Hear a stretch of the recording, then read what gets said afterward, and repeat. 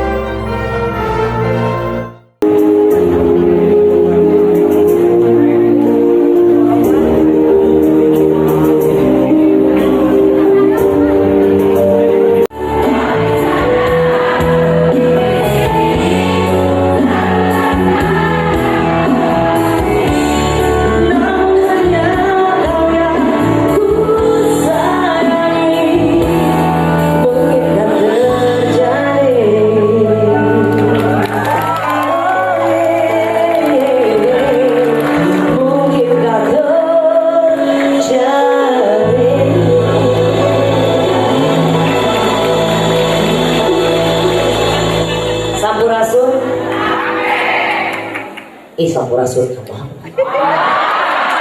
Tadi abdi mah sampurasun enggak bapak guru aing ibu guru aing ya ibu bade sampurasun heuseus kage bapak aing. Abdi mah ayeuna teh aduh panggilan anyar. Naon Bu? Ece aing gitu. Dan kita sudah selesai, tinggal menunggu Bapak Aing. Aing nama giliran Bapak Aing. Mangga dihaturanan Bapak dan Ibu MC abdi mah atau sagala bade nonton Bapak Aing. Mangga sampurasun. Tepuk tangan lagi untuk Cucu Utami, Cucu Aing, luar biasa sekali ya. Sudah menghibur dengan jurus suara yang sangat luar biasa. Tentunya betul sekali. Tentunya kami ucapkan selamat datang juga kepada Gubernur Jawa Barat terpilih Haji Deddy Mulyadi yang sudah hadir bersama. Tepuk tangan yang meriah sekali lagi untuk Haji Deddy Mulyadi yang sudah hadir bersama di tengah-tengah kita dalam perayaan Puncak Hari Guru Nasional tingkat Kabupaten Purwakarta. Tepuk tangan yang meriah sekali lagi Bapak Ibu. Tentu kerinduan itu sangat ada dan terasa. Pada kesempatan kali ini kita akan langsung mendengarkan orasi ilmiah dari Gubernur Jawa Barat terpilih periode 2024-2029 dengan tema Ilmu Luhung Kasakti Dini Tanjung Jaya Kernagara. Berikan dengan hormat Kang Haji Deddy Mulyadi.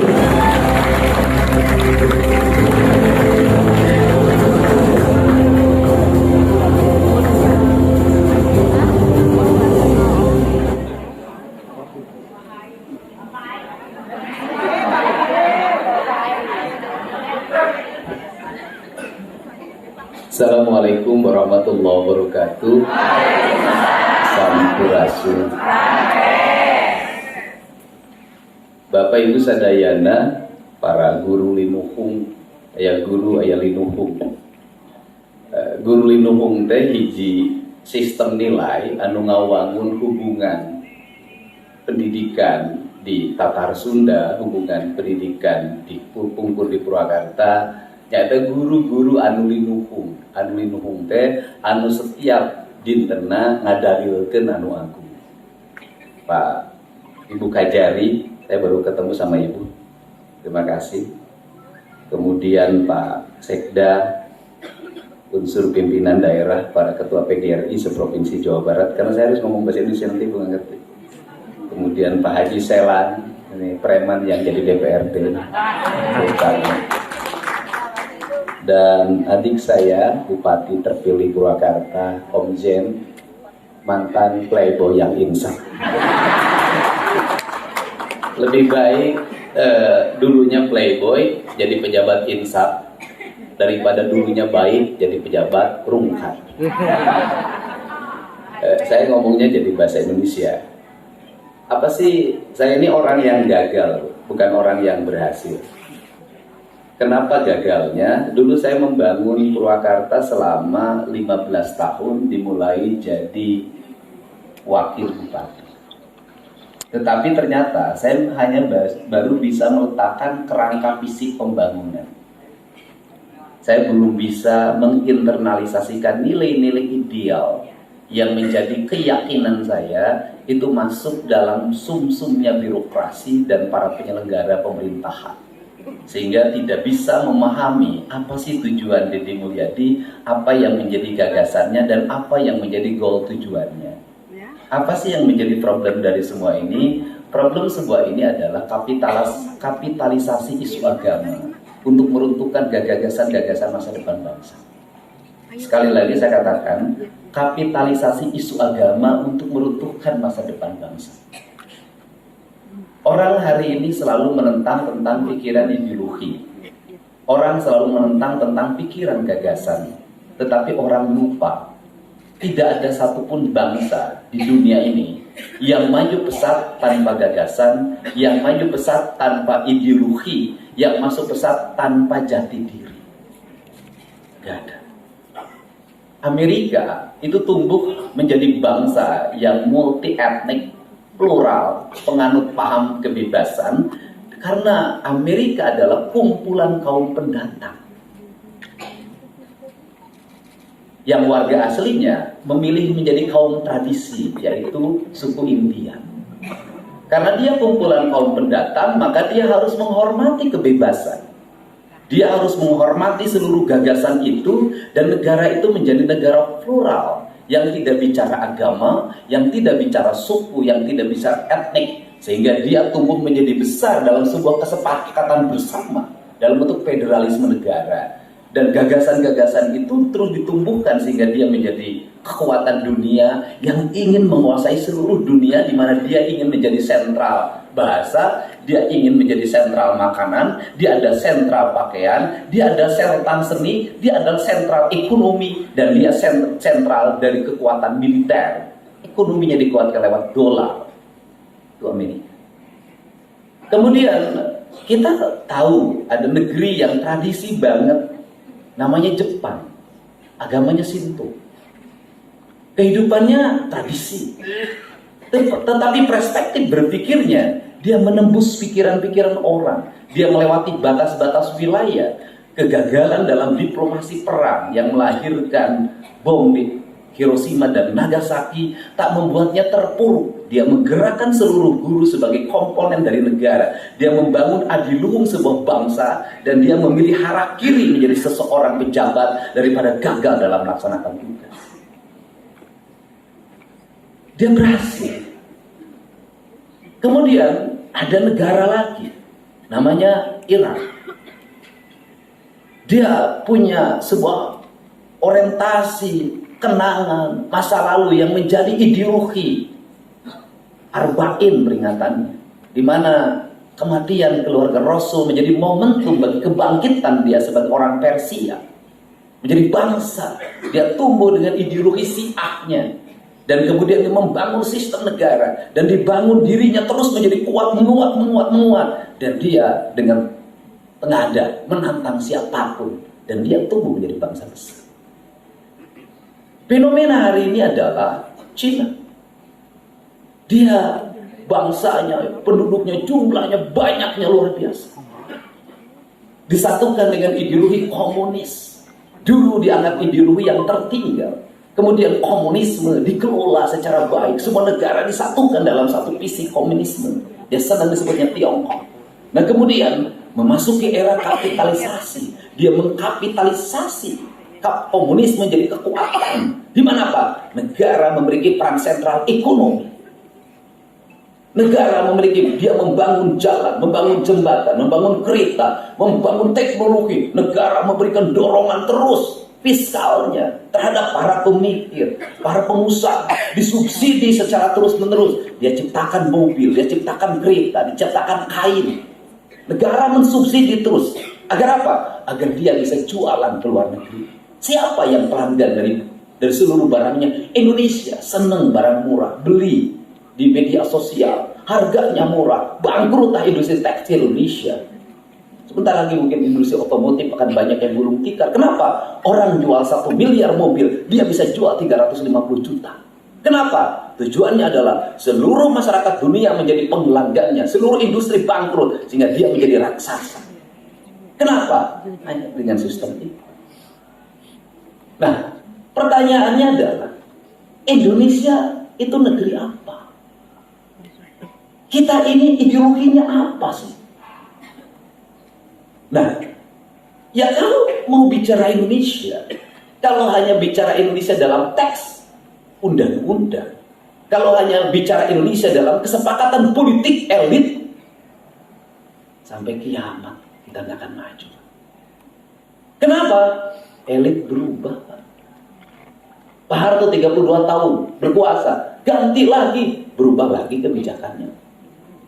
Ganti lagi, berubah lagi kebijakannya. Ganti lagi, berubah lagi kebijakannya. Apa di Indonesia yang tidak dirubah dalam waktu cepat? Susah. Sistem yang baik itu mapan. Tidak berubah-ubah dalam setiap waktu. Tidak menjadikan percobaan. Kenapa ini terjadi? Karena tidak memiliki latar nasionalisme, ideologi religius. Dia berpandangan. Yang satu berpandangan ke barat, yang satu berpandangan ke timur tengah. Bingung, nyusun undang-undang jadi bingung, semuanya menjadi bingung. Akhirnya kompromi. Pasal kompromi, undang-undang kompromi, konstitusi kompromi, terus saja pragmatisme.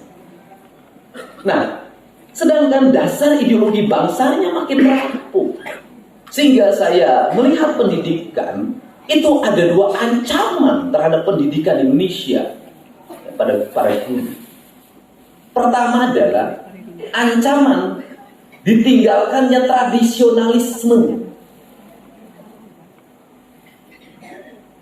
Ditinggalkannya tradisionalisme adalah ancaman. Kenapa? Orang kehilangan tradisinya. Di kampung kehilangan tradisinya. Gak ada lagi anak-anak yang main kucing sumput. Gak ada lagi anak-anak yang main kecor. Gak ada lagi anak-anak yang main petak umpet. Gak ada lagi anak-anak main dampu. Semuanya, komunitasnya hilang. Digantilah dengan playgroup. Playgroup gurunya harus digaji. Anak-anak jadi struktural, kan harus diseragamkan. Pola permainannya diganti oleh pola permainan proyek. Ada alat peraganya, ada beli sorodotan, ayun-ayun, semuanya berbasis duit, berbasis proyek. Nilai-nilai alamiah yang itu menyatukan manusia dengan lingkungannya runtuh. Dari situ anak lagi tidak mengenal lagi pematang sawah, anak tidak lagi mengenal perikanan, anak tidak mengenal sungai, anak tidak mengenal danau, anak tidak mengenal pohon, anak tidak mengenal oksigen. Semuanya tidak dikenalinya. Dia hilang dalam pikirannya. Apa dalam masa depannya? Akhirnya dunia pertanian runtuh. Kenapa dunia pertanian runtuh? Runtuh sebentar lagi, 25 tahun lagi runtuh. Kenapa? Tidak ada lagi generasi pertanian Indonesia. Saya tinggal di desa. Saya tahu betul bahwa yang nandur itu tidak ada yang berusia 20 tahun. Saya tahu betul bahwa yang nyangkul sudah tidak ada yang berusia 20 tahun. Saya tahu betul semua usianya di rata-rata di atas 50 tahun. Dia bertahan 15 tahun lagi. Hilang generasi petani Indonesia. Mau siapa yang akan nyangkul ke depan? Kemudian orang ngomong teknologi, lari lagi, kan bisa menggunakan teknologi. Emang teknologinya teknologi mana yang akan digunakan? Berarti orang harus beli pembajak sawah, orang beli drone. Pertanyaannya adalah, kuatkah petani kita beli drone dengan harga petak sawahnya 1/4 hektar?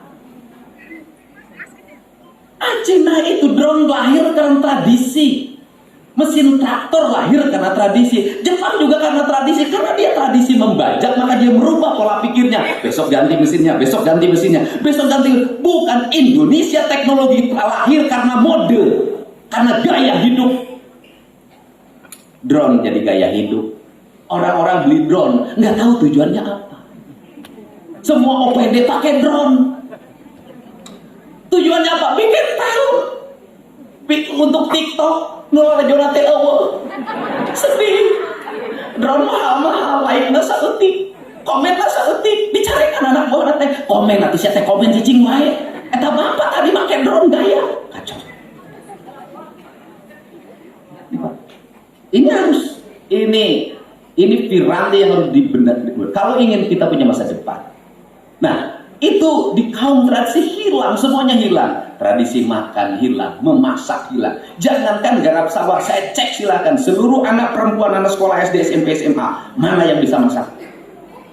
Padahal dari tradisi masak melahirkan industri. Menjahit, dicek silakan ada anak-anak sekolah sekarang yang bisa menjahit. Padahal fashion Cina itu karena tradisi. Kita bahan dasarnya dihilangkan. Kecintaan lingkungannya dihilangkan. Siapa yang membunuh itu? Sekolah. Saya ini udah sampai pada tingkat, ini ada kejahatan baru yang dicetak. Kejahatan apa? Orang lupa. Di lingkungan saya yang saya awasi dalam setiap hari, tiap sore setelah orang lain ke sawah itu dia babat rumput, dia anak-anak sekolah ini mau nongkrong di saung kok, minum-minum. Motornya dibarisin dan saya cek itu motornya leasing semuanya. Orang tuanya apa? Tiap hari pegang kepala. Kenapa? Store motor, bayar BBM, bayar kuota, uang jajan. Di otak ketu orang tua hari ini adalah penderitaan. Kenapa? Kehadiran anak tidak membuatnya kebahagiaan. Dulu orang tua kita punya anak 12, nggak jadi problem, mapan hidupnya. Kenapa? Kedua-belasnya berperan ekonomi dalam rumah tangganya. Yang satu nyapu, yang satu nyuci, yang satu masak, yang satu ngambil kayu bakar, yang satu ngambil ikan di sungai, yang satu ngambil rumput. Semuanya bergerak menjadi kekuatan ekonomi. Hebatnya luar biasa. Pertanyaan saya, ada nggak generasi hari ini yang punya 12 ini, kemudian dia mapan? Nggak ada.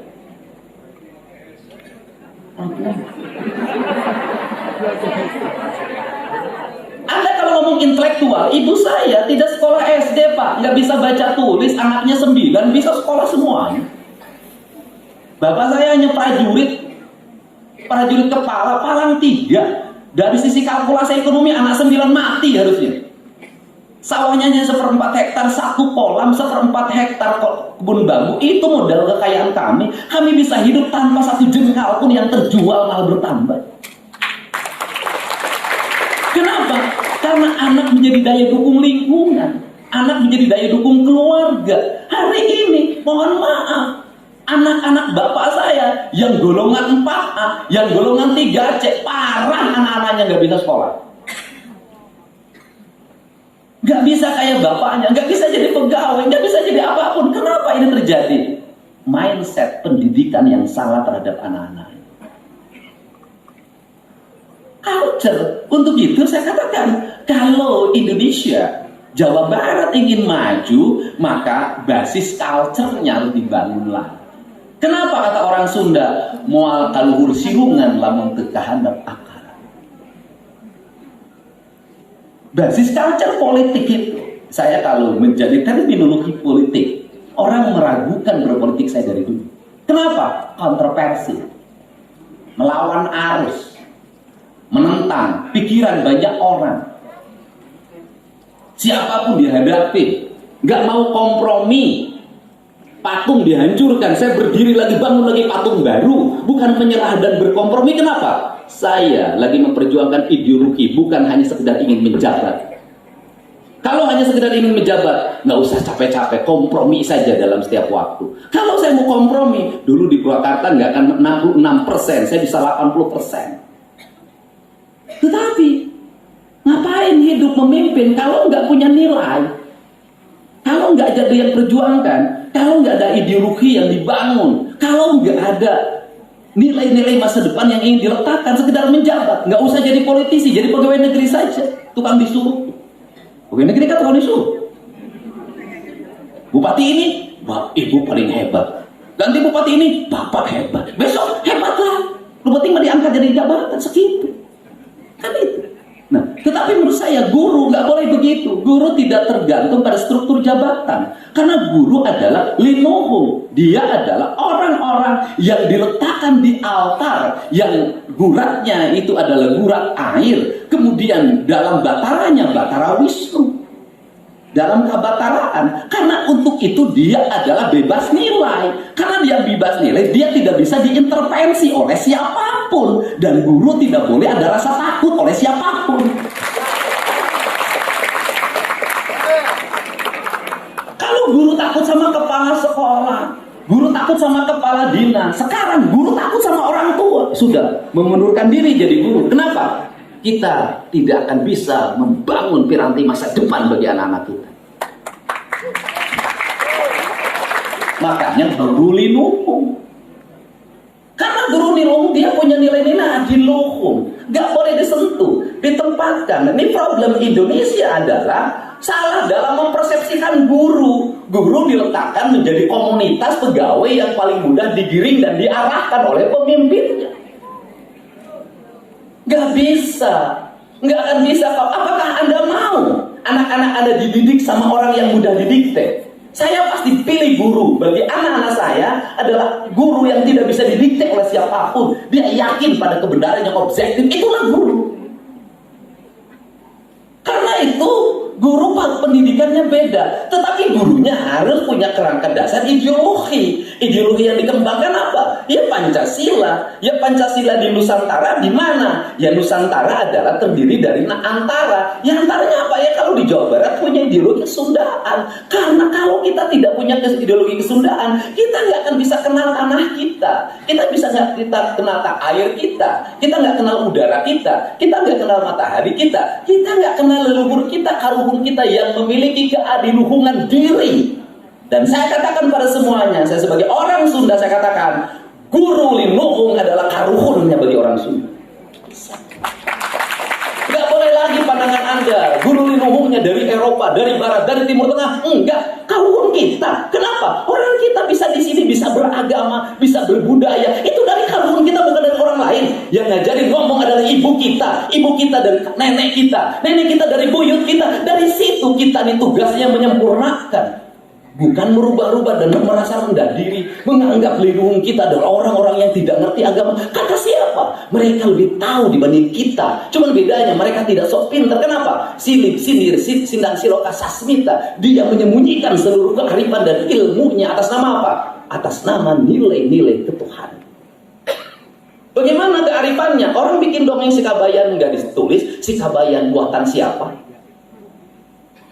Bagaimana orang Sunda, leluhur Sunda itu dirinya adalah diri yang berpasrah pada Allah, diri yang hirup ukur sasampuran awak ukur sasampayan saririn rindu madi sarengkak saparipola sadaya kersaning Allah. Nggak ada yang diakui. Siapa yang bikin cerita lutung kasarung? Apakah menuntut hak cipta? Tidak. Siapa yang bikin cerita Sangkuriang? Siapa yang bikin cerita Sikabayan? Nggak ada, nggak ditulis baik, nggak ada. Itu bukti bahwa dia adalah orang-orang yang ikhlas. Kita nulis ditulisin. Munang Dede Mulyadi, bising di aku batu. Ada hak karya ciptaan. Kalau lagu sudah ada bayaran tiap bulan, walaupun masih kecil itu harus diperjuangkan. Kenapa? Hari ini harus diurus. Kenapa? Karena hari ini kekayaan menjadi nilai-nilai material. Karya intelektual hari ini menjadi nilai kapital. Ya hari ini harus dihak ciptakan. Kenapa? Kalau enggak, orang-orang lain diaku pakai dagang dia. Kalau dulu enggak, itu beda. Nah ini kan penting. Jadi pendidikan yang harus dilakukan bukan muridnya dulu. Kalau ingin membangun Jawa Barat, ingin membangun Purwakarta, yang harus ditata bukan muridnya dulu, gurunya dulu. Saya di tayangan YouTube saya itu cerita, kemarin saya masuk SD, saya ketemu guru matematika. Dia bilang, Bu, nanti kasih nilai pada murid angka itu. Anak matematikanya 4 sama 4 8, nilai ujiannya 8, kenaikan kelasnya 8. Tapi dia tiap hari tidak bisa memilih uang belanja, uang jajan. Saya pikir nggak layak dia menjadi dapat 8. Tapi anak itu matematikanya 4. Tetapi anak itu mampu memilih uang jajan itu menjadi investasi. dia nyimpan, dia ngirit ke sekolahnya jalan kaki, anak itu dikasih 9 saja. Kenapa? Dia nanti akan menjadi orang yang sukses, dia out of the box. Ingat, orang-orang yang sukses tidak ranking pertama di kelasnya. Enggak, orang sukses rata-rata kadang-kadang DO di sekolahnya.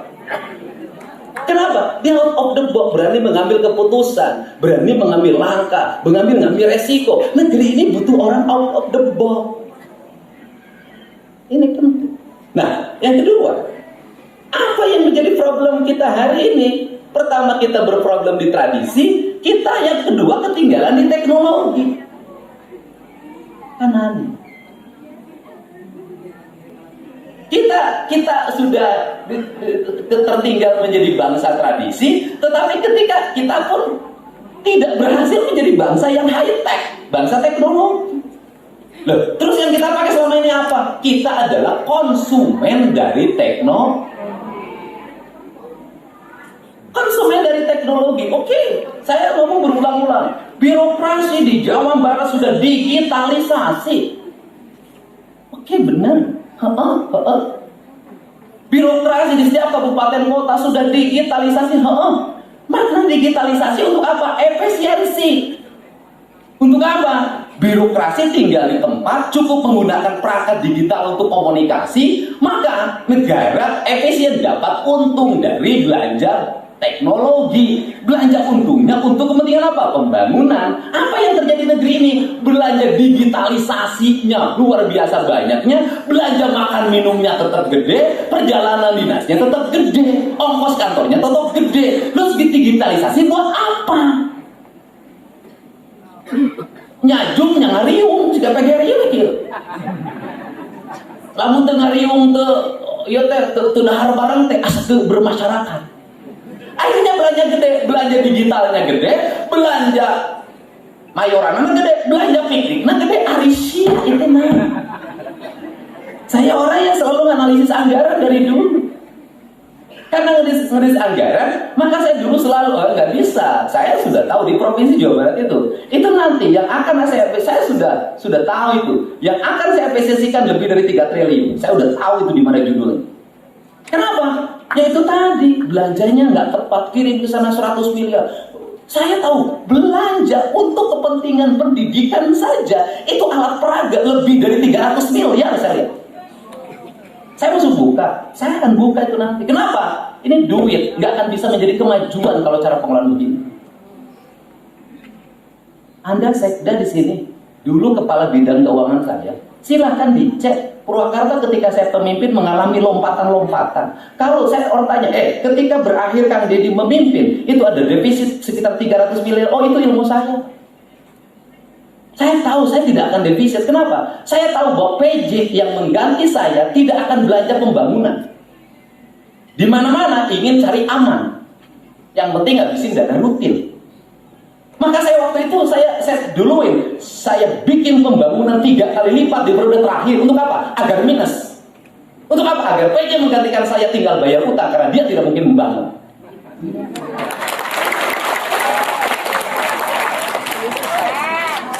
Saya jawab sekarang.